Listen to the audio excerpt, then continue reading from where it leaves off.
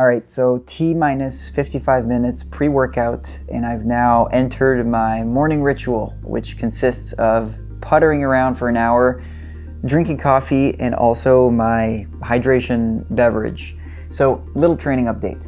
I'm now on week 8 of 14 of a half marathon build, which will end with the Cardiff Half Marathon, which happens on October 5th. And I've been feeling really good. We'll see how the next weeks go, but these are the weeks where you have to hold on tight. All right, workout today, 30 minutes of straight threshold. This is one of these days where I will decide the narrative. I'll decide on a narrative.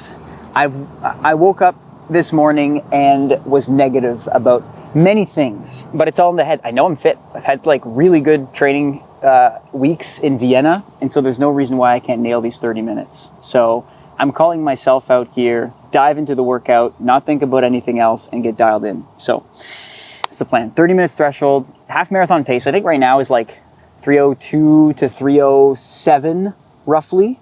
It's a nice day today, a little bit windy, but I think I'll try to get somewhere between those paces, but predominantly worry about effort and not pace. Yeah, just dial in. 30 minutes is a long friggin' interval, but we'll see what happens. Okay, so New Balance FuelCell SuperComp Elite V5. Took me a while to figure out that name.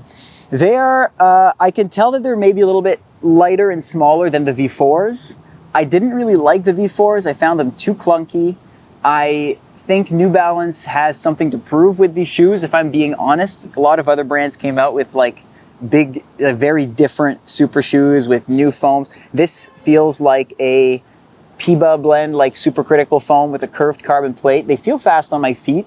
Very curious to see. I have not walked or run a single step in them. And so the first stride I'm going to do with them is a threshold pace stride.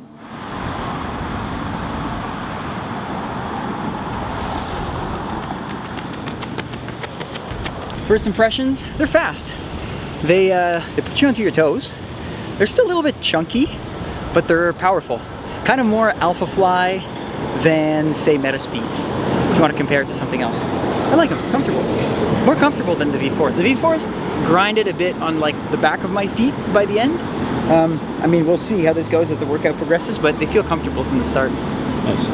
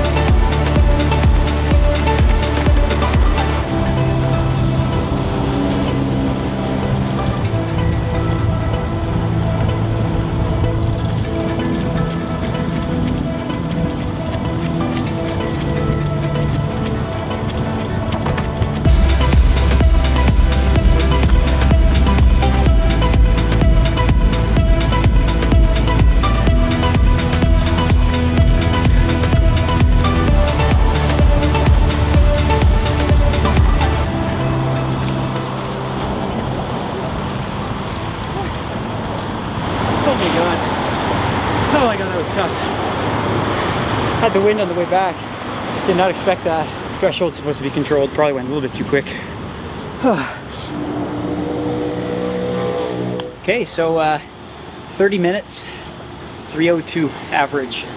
But a hard way to run 3:02. I try not to look at my watch too much during these things because they're kind of long and it's easy to get psyched out.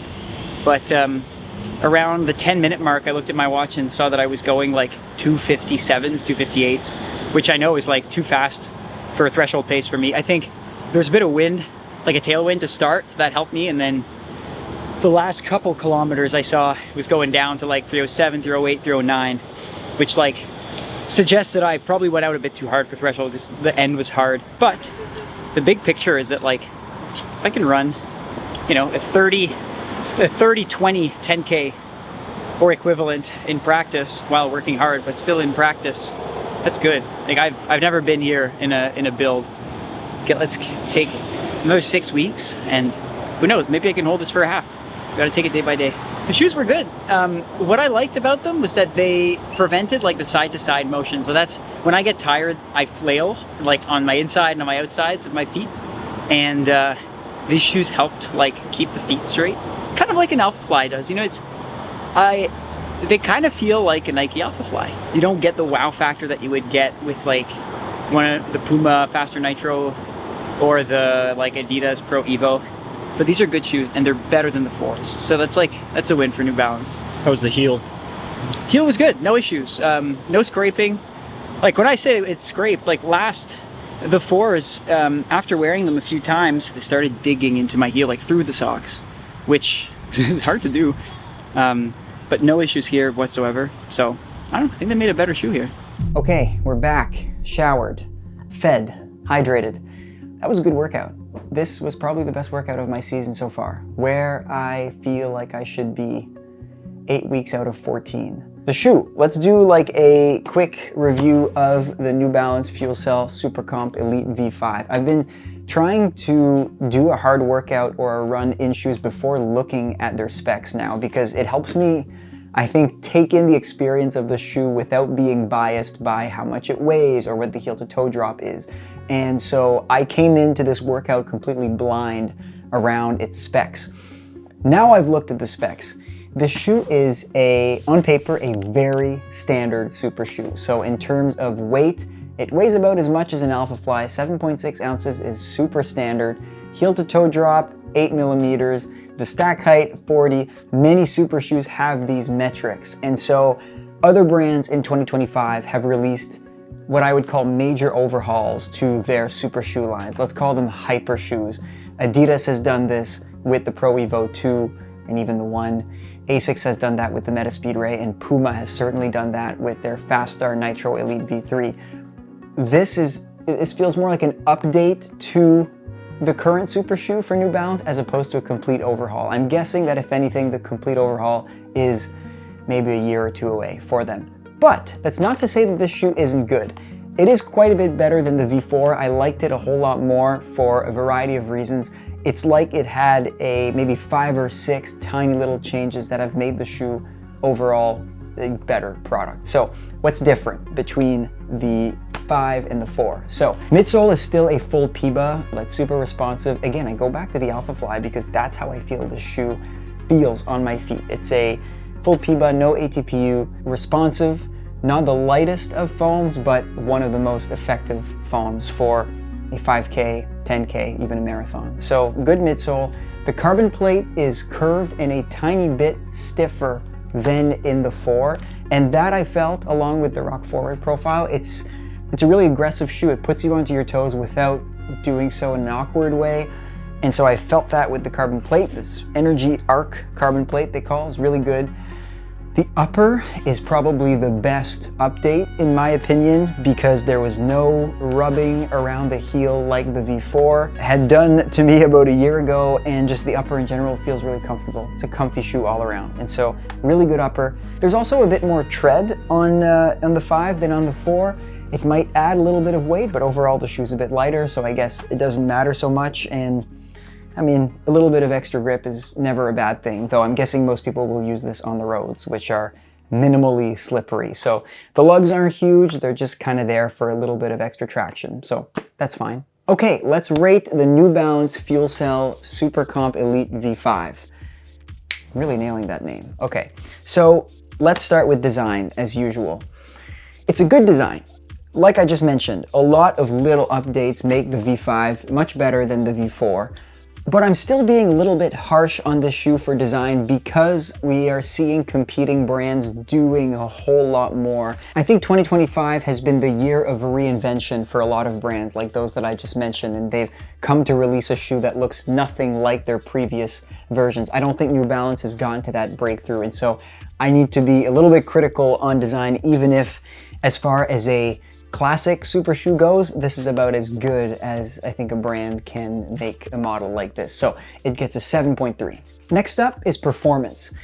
I liked how the shoe felt. It was totally fast. What I mentioned after the workout and something that really resonated with me is that it propels you forward and in no other way. So some super shoes are so high that you kind of start wobbling on either side. and I, as a runner, am prone to that type of like wobbling, a little bit of pronation. And with this shoe, I was going nowhere but forward. And so that was great. The shoe is fast, it's powerful. I still wouldn't put it in the same category as our Puma shoe, or maybe even like a Saucony Endorphin Elite 2. I don't think it has that final gear, but it's still a strong performance shoe, so it gets a 7.5. Next up is comfort. This is one of the most comfortable super shoes I've ever worn. If you are concerned with how super shoes feel on your feet, I think this is a really good option for you. No hot spots, no weird feelings, no weird rock forward, no flailing from side to side. That was the best part of the shoe. It gets an 8.6. And finally, value. The price, super standard for a super shoe. And again, as far as your standard non-ATPU foam super shoes go, this is about as good as it gets. So it gets a 7.6. And that brings our overall rating of the V5 to 7.8. And finally, the verdict. Should you buy this shoe? I think it depends on what you're looking for. If you are a fan of the V4, my overall conclusion is that this is a slightly dialed in, or I guess heavily dialed in version of the V4. Every little part of it is slightly better. So if you've been a fan of New Balance until now, you will like the shoe even more. If you're looking to go from one brand to the next, I think this shoe compares to a lot of super shoes that are already out there. That's the benefit of reviewing a shoe that kind of uses this blueprint of PEBA foam, carbon plate. It's like I've seen many versions of this shoe before. So the V5 reminds me a lot of the Alphafly 3 by Nike, as I mentioned. Same as the On Cloud Boom Strike, not the robot weaved shoe, but its more normal counterpart. Other comparables could be your Saucony Endorphin Pro 4, and even your Adidas Adios Pro 4. I'll put that in that category too. Shoes that are fast, not insanely light, but durable and dependable and overall comfortable. The V5 belongs in that category. It's also worth mentioning that I think all of these shoes that I mentioned are some of the most powerful super shoes in the game. So say one level of power above a Brooks Hyperion Elite V5, a HOKA Rocket X3, or even a Tracksmith Elliott Racer. These shoes have a bit more spring to their step. And at the same time, it's not quite the Puma Fast Start Nitro Elite 3. It's kind of in a type of Goldilocks zone. What I've noticed with super shoes is that there's kind of an inverse relationship right now between comfort and speed. And perhaps my biggest props to this shoe is that it is in a very comfortable middle. Quite comfortable, but also quite fast. I think it's a good choice for someone who's looking to buy a super shoe to race a 5K to a marathon, is maybe a little bit nervous about how super shoes will feel on their feet. This is one of the most comfortable ones I've worn. I keep getting back to that because I think it's the V5's biggest draw and bar none the best super shoe New Balance has made so far. So with that in mind, I think you should consider it. It's among the best in the game without being the absolute fastest out there. And before we go, let's acknowledge the fact that I kind of worked out like a donkey today.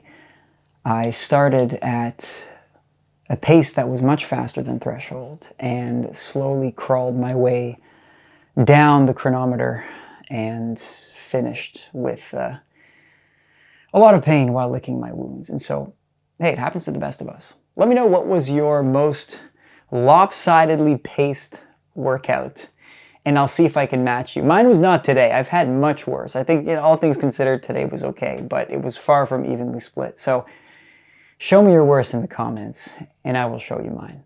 And thanks for tuning in. If you like the video, please feel free to share it with other runners who, like yourself, might enjoy this type of content.